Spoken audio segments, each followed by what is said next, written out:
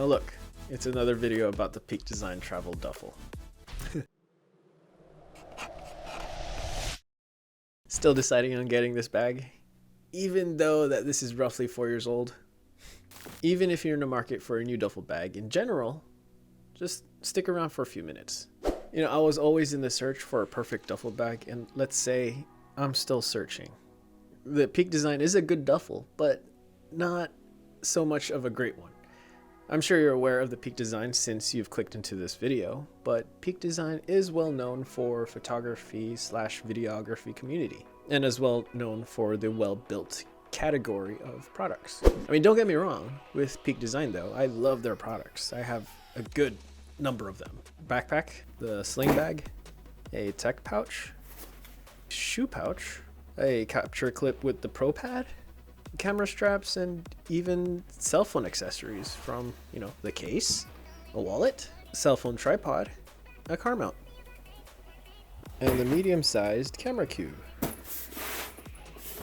I mean, they're all good products and there's nothing perfect. I've had this duffel bag for a couple of years already, and I'd like to share my experience with it so far. Sort of like an in-depth review, since this has been out years ago. You know, I purchased this years ago with my own money, and in no shape or form that this is sponsored. So currently, as of today, well, there are two kinds of duffel bags. Well, 2x2 color and size. There's black and sage for the colors, and 35 liters and 65 liters as the sizes. You know, I have the 35 liters, and is this still worth it as of today? Well, I did reach out to Peak Design, and they have mentioned that they will not be doing any updates anytime soon with the duffels. You know, it could be months from now, it could be even years from now. The Travel Duffle is part of the Peak Design's travel line, and inside that line are camera cubes, packing cubes, wash pouches, tech pouches, shoe pouches, and they all work well with this duffel. I'm sure you all know all of this already, but straight to it. Here are my pros and cons. Number one, the Peak Design ecosystem. The duffel is great if you have a good amount of Peak Design products, such as, you know, the camera cubes, packing cubes, and pouches, like I said earlier. There are clips on the side to keep the cubes in place so that it would not move around that much whenever you'll be tossing this thing. And the side pockets do have additional pockets in the side pockets, like pocketception. You can place all your Peak Design goodies there.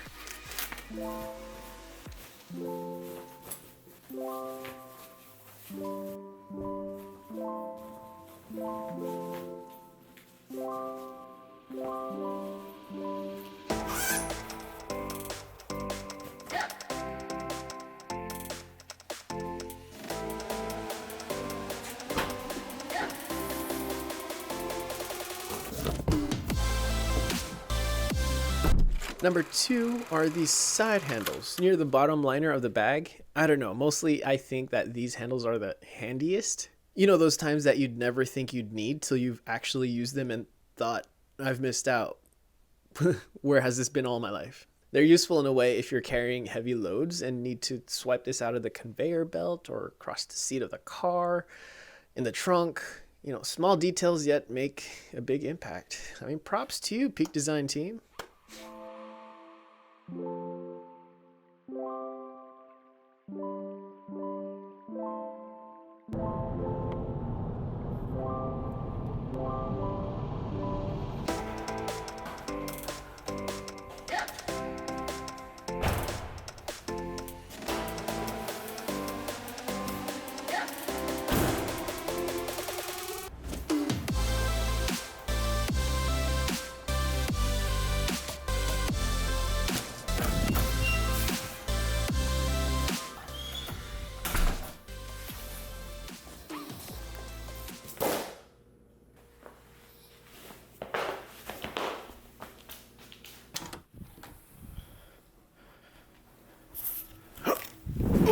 Number 3, the material. This is weatherproof, 100% recycled 600D nylon canvas shell with an ultra durable waterproof liner. Yeah. After all this time using this duffel and including like stress tests during the first few months, this has been withstanding all the clings, dings, drops, tosses, rain, overpacking this bag, yet the outer shell still holds on. But then this isn't waterproof as in totally submerged into water, no. But for the most part, resistant. Number 4, the accessory loops. At first, I was hesitant about these loops because they were just, loops. Like, oh, this can definitely tear up in the long run. But surprisingly, till this day, it's as strong as Jaws. The shark, Croco. It's so strong that this has outlived my cell phones over the years.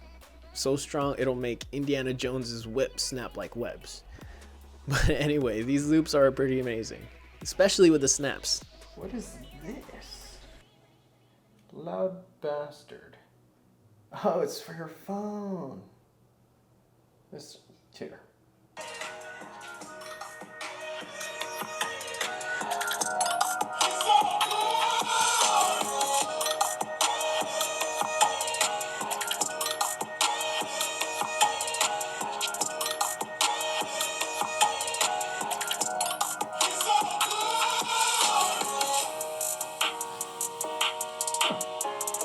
Pretty cool.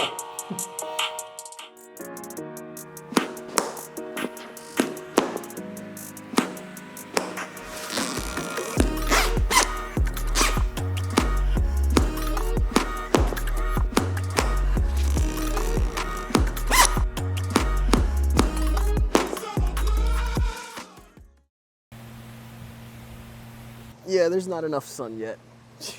Yes, this is water resistant. Nah, I'm just kidding. Number 5, the straps.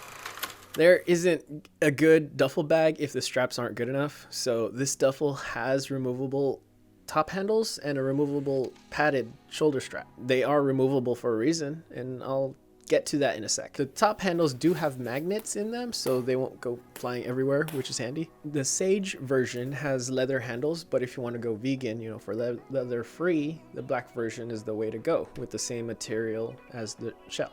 Now for the cons. Number 1, it's been years since this was out. Where are all the other colors? Charcoal, midnight, ash.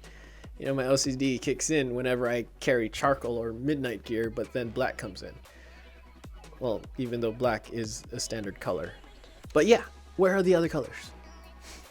I just had to add that in. Number 2, maybe 5% of padding for camera gear, without the camera cubes. Now you'd have to purchase an additional bag, like the camera cubes, to make them padded out.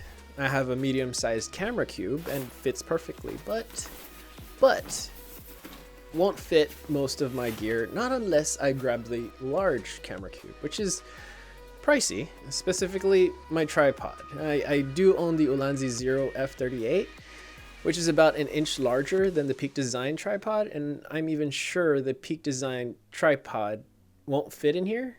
Of course, without the cube, I can fit all my gear with my tripod inside, just no padding. And there is no laptop slot for you to pop inside if you need this for work. Not unless I put a pillow inside too. Number 3, aerodynamics are off when, being carried with top handles. Well, this could be based on your height or weight, I don't know. But the duffel bag is wide enough that this will hit your legs. Not unless you carry this, the awkward slant with one arm stretched the opposite way. And this is if you're using the duffel bag to carry your camera gear, which will be heavier. That scene from, what's it called? Hang on. Was that Franco guy? The Interview. There you go. Interview. Where James Franco was given a specific bag to bring inside North Korea, but didn't want to because it was too off for him. You can't even carry this thing. What do you mean you can't carry it? Aerodynamics are all off. It's hitting my leg. It's like... kind of like that. Well, so far, those are my pros and cons after a couple of years of using this duffel bag. 5 for pros and 3 for cons. Not bad. Now let's take consideration on the cons. You know, with the aerodynamics of the bag, if I'll be carrying my gear on this bag, I'd switch the top handles to the backpack mode. Remember earlier I mentioned that the handles are removable? But yes, I'd place the top handles as, you know, the backpack carry, switching this to here and turning it into a backpack. But take note that this isn't adjustable. You know, I am 6'10", and this fits me pretty well when I use this as a backpack. You know, for all this time, I always think that the accessory loops would snap because of the heavy loads my camera gear can get, but, you know, knock on wood, it hasn't so far. But for the most part, throughout the years, I've been using this as a plain duffel bag and not as a camera bag. You know, a weekend getaway for a couple of clothes and toiletries. You know, a run to the gym that can easily carry all of my gym equipment. Or even just an everyday carry with your daily necessities. I don't hate the duffel bag, but for the price that is given today, it's a really good regular duffel bag. I don't know why I would think that there would be sun at the beach, even though I'm just like 5 minutes away from the Airbnb that I'm just staying at right now. But it carries all my stuff. Perfectly good with the sand. Just wipe it off and all good. Oh. Yeah. Okay. All right, here we go.